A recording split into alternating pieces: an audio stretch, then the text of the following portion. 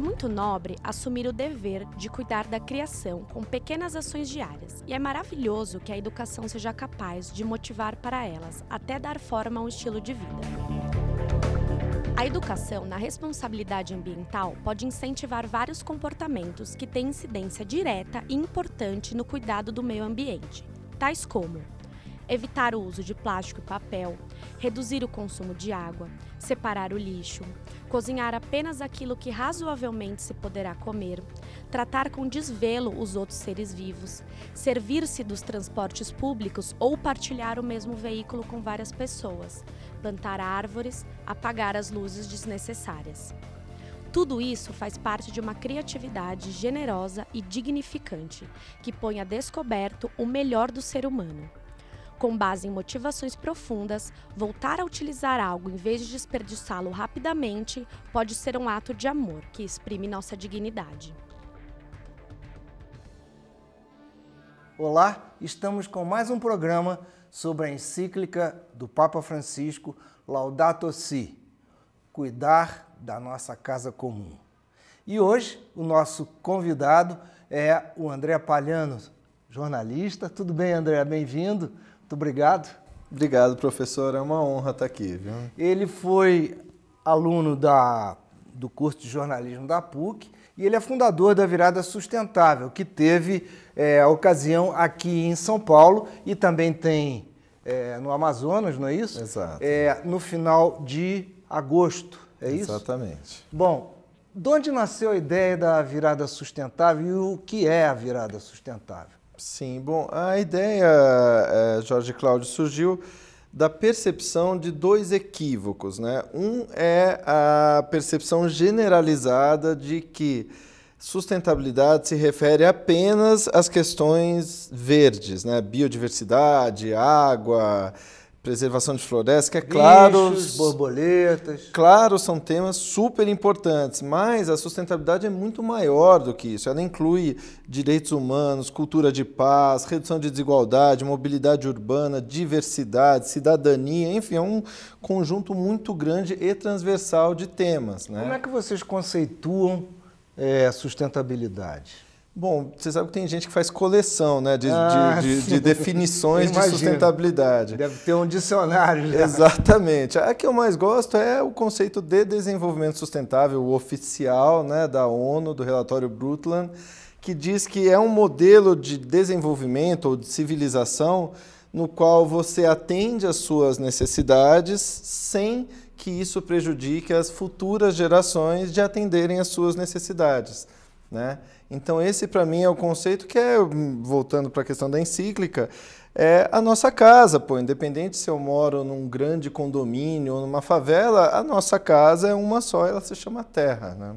E a virada nasceu dessa ideia, como é que você bolou isso? Você teve uma epifania? Sim, então teve duas coisas, né? Uma, essa percepção é o verdinho e tal, e não um conjunto muito maior de temas, e por um outro lado, as campanhas associadas ao tema criaram, infelizmente, essa figura do eco-chato, né? Essa coisa do seja isso, faça isso, uma coisa sempre pedante, arrogante, que o cidadão comum fala, pô, ninguém me ensinou e você ainda vem me cobrar um monte de posturas e tal. Então, isso o que estava acontecendo? Essas duas questões estavam afastando o cidadão comum de um tema que é fundamental e que precisa do envolvimento de todo mundo, né?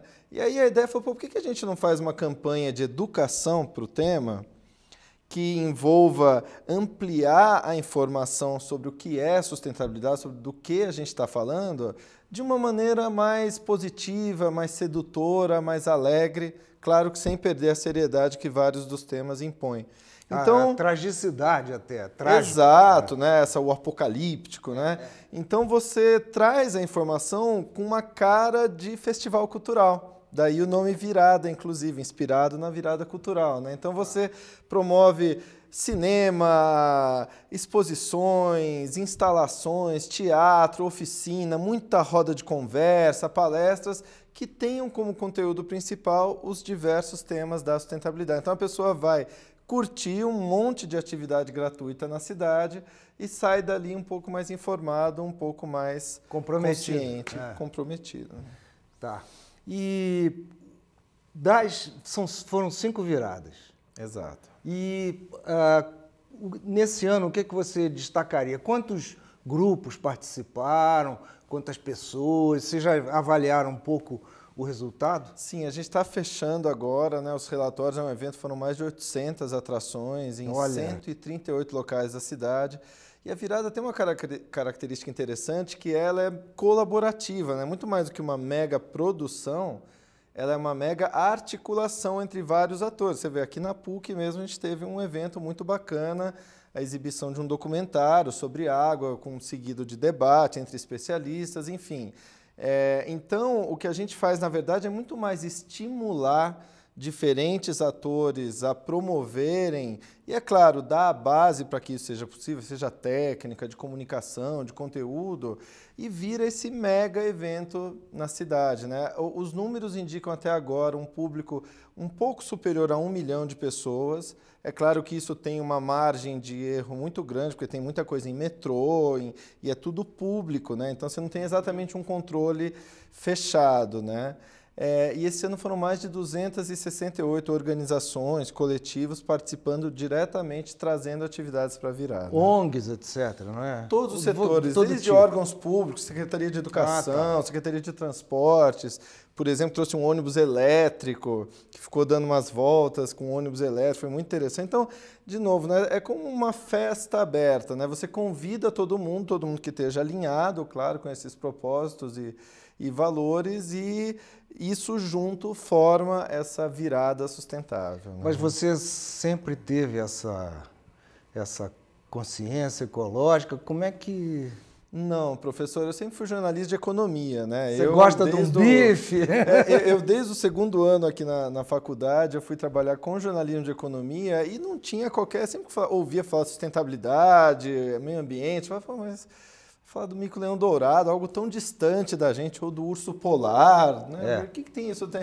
E aí, na verdade, quando você descobre que há, entre outras coisas, uma lógica econômica tão óbvia em pensar, né? Eu gosto muito também de uma outra definição, que a gente está falando de um salto civilizatório, né? A gente está falando de um mundo menos desigual, mais humano, mais inteligente no uso dos recursos, de como a gente se apropria das coisas, né? Então, quando você descobre isso acontece com todo mundo, a pessoa se transforma, é como se você tivesse sido picado por algo, ou colocasse um óculos e visse um mundo com novas lentes. Não tem como você não ficar fascinado por esse modo de enxergar o mundo, né? Que não é o modo do ambientalismo clássico ou do ativismo clássico, é um modo simplesmente mais civilizado.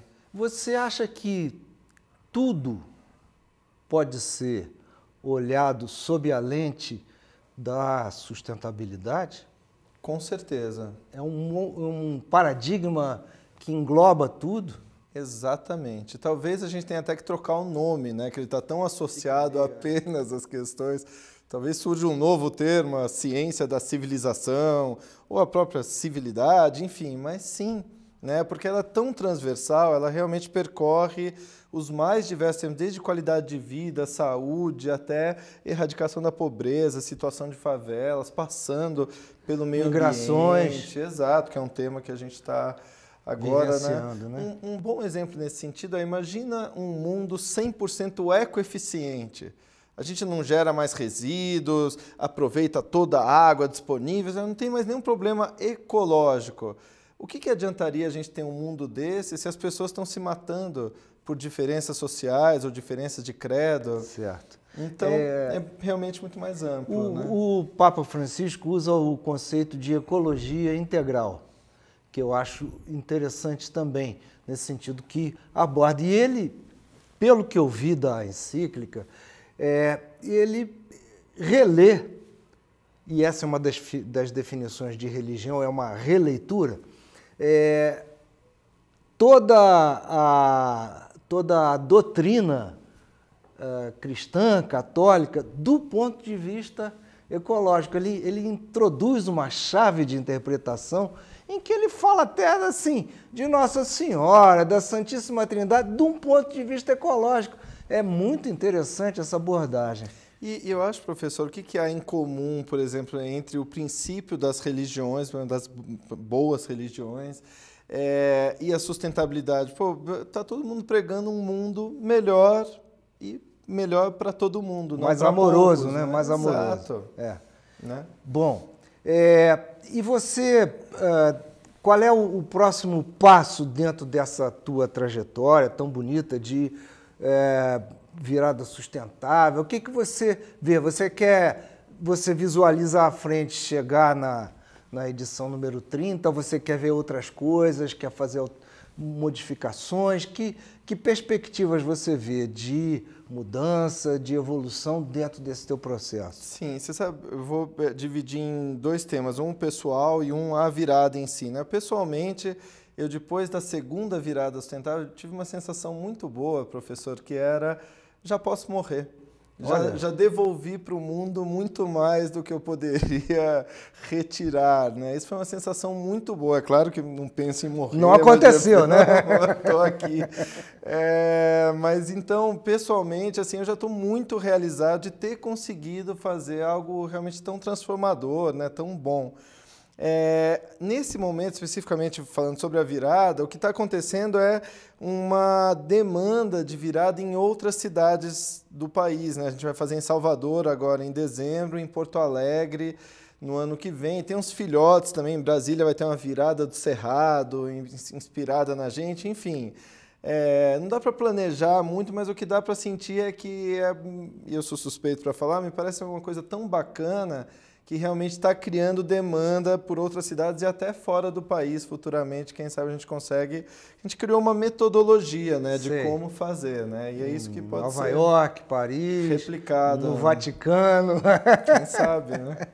Bom, e assim, volto de novo, que perspectiva você vê?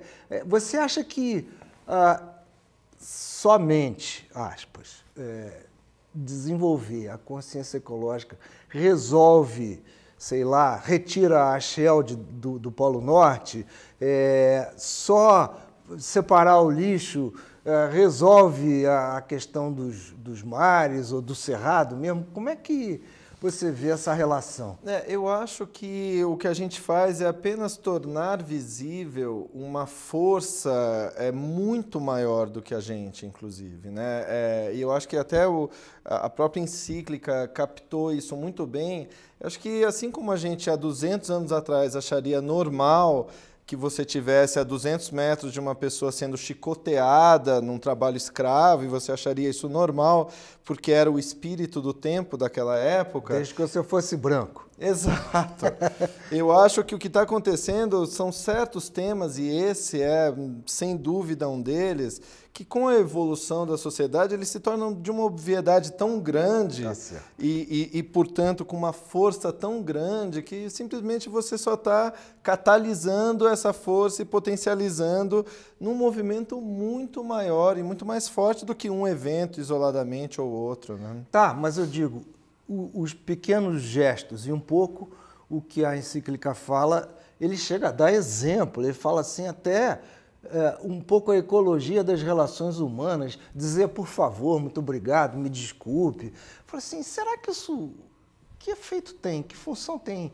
Pequenos gestos como separar lixo, economizar água.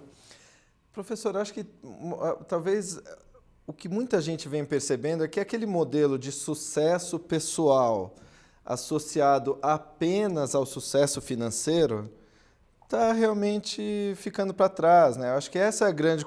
Não é que não seja importante a questão do recurso financeiro, de você pagar suas contas, ter ali as suas coisinhas, mas que isso não seja um sinônimo de sucesso, que tem outras esferas de amizade, amor, espiritualidade, tantas outras coisas que são tão importantes quanto o dinheiro, né? Tá. Então, eu acho que é isso que está mudando de fato. E aí as pessoas começam a perceber que com pequenos gestos, seja cumprimentar o seu vizinho, seja ajudar uma senhora a atravessar uma rua, seja plantando uma horta em casa ou fazendo um trabalho voluntário, o que as pessoas têm é um grande retorno. Ela pode não ter o retorno financeiro, mas tem o retorno dessas outras esferas muito grande. E eu não tenho dúvida de que é isso, essa percepção é que vai mudar comportamentos, cultura e, sem dúvida, bate em regulação, política e outras esferas. Né? Quer dizer,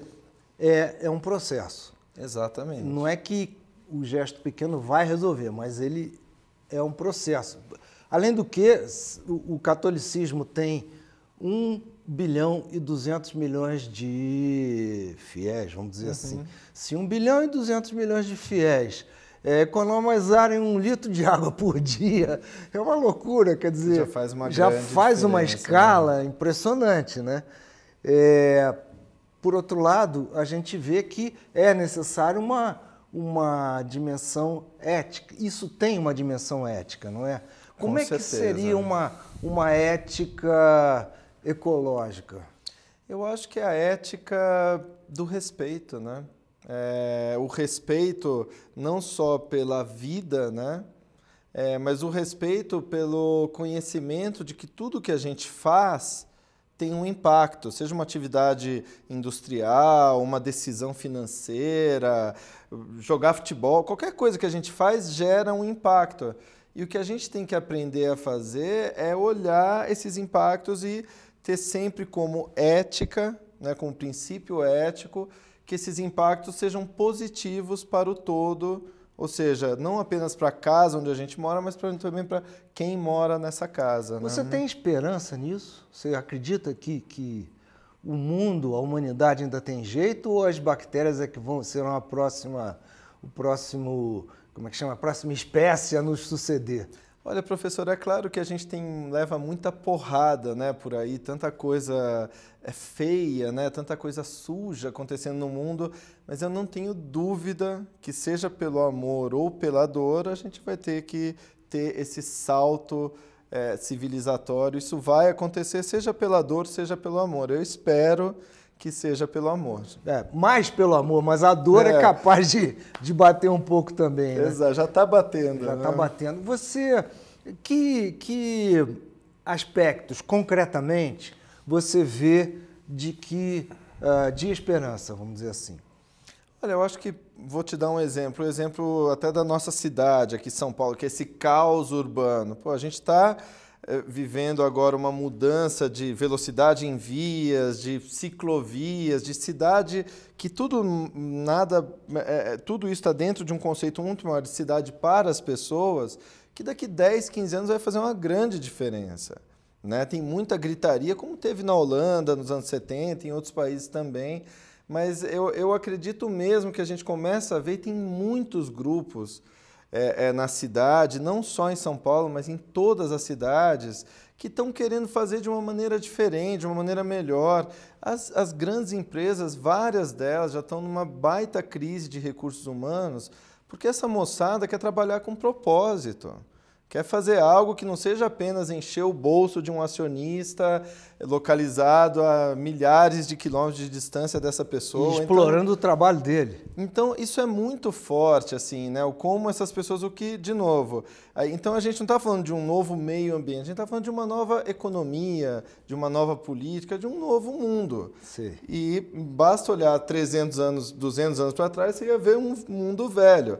A gente vai olhar 200 para frente, eu espero que a gente veja um mundo novo que a gente deseja. Eu não sei se aguenta 200 anos para frente, não. Do jeito que está, quer dizer, teria que fazer mudança radical mesmo, né? Exatamente. Eu pelo menos, tento torcer para isso, para não ficar deprimido em casa também, porque senão... Né? Você falou quantas pessoas participam do seu projeto? Olha, hoje, diretamente envolvidas, são cerca de 30 pessoas. Olha... e, digamos, no evento como um todo, são umas 2, 3 mil pessoas participando. Sei. E você vive o tempo todo para isso? 80% do meu tempo. 80% do meu tempo hoje eu dedico a isso. Eu faço questão de ter uma parte do meu tempo dedicada a causas voluntárias, a ajudar grupos, como eu fui ajudado ali no começo também.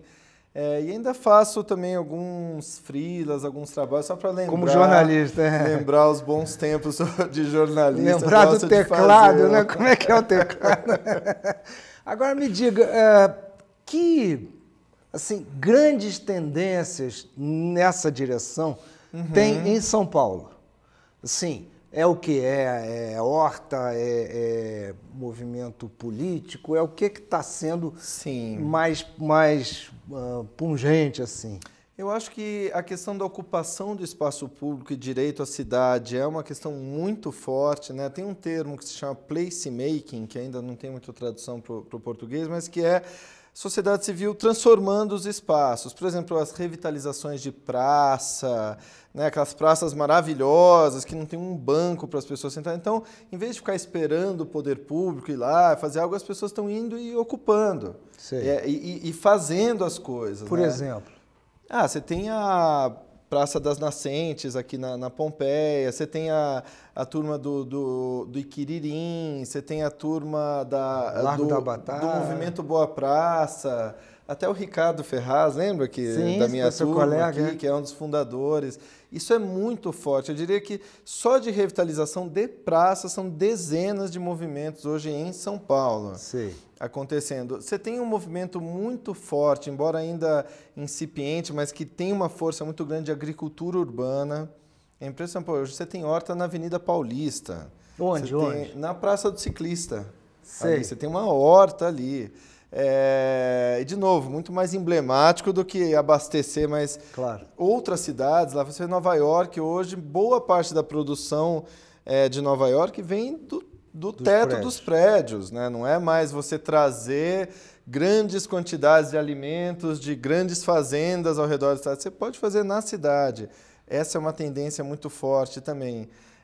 E, como eu citei antes, acho que a tendência de mobilidade urbana também ligada ao conceito de cidade para as pessoas, que é mais bike na rua, esperamos que um transporte público de melhor qualidade. E uma coisa importante, as pessoas falam, mas você está favorecendo o ciclista. Você não está favorecendo o ciclista, está tornando as ruas mais calmas, mais convidativas, mais seguras. O ar mais saudável. Isso melhora o comércio, melhora 1000 outras esferas, né? Mas, enfim, são coisas que a gente só vai saber e ver os efeitos disso daqui a uns 10, 15 anos, de fato. Né?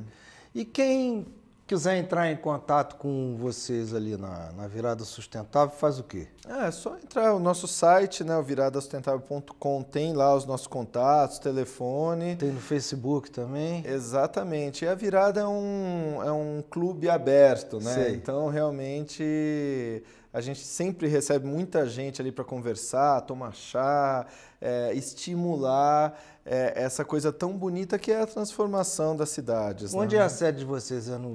Na Rua Simpatia, na Vila Madalena. Então pronto, está bem escolhido. Tá. Mas as pessoas têm lá algum evento A gente faz periódico? várias rodas de conversa todo mês, a gente chama vários desses grupos de horta urbana, de bike, de revitalização, de 1000 outras coisas, para contarem suas experiências. Então, a gente tem esse papel também de reforçar a interconexão dos diferentes grupos. E vai gente nisso? Bastante gente, vai. Bastante gente. É o que nos torna otimistas com o futuro.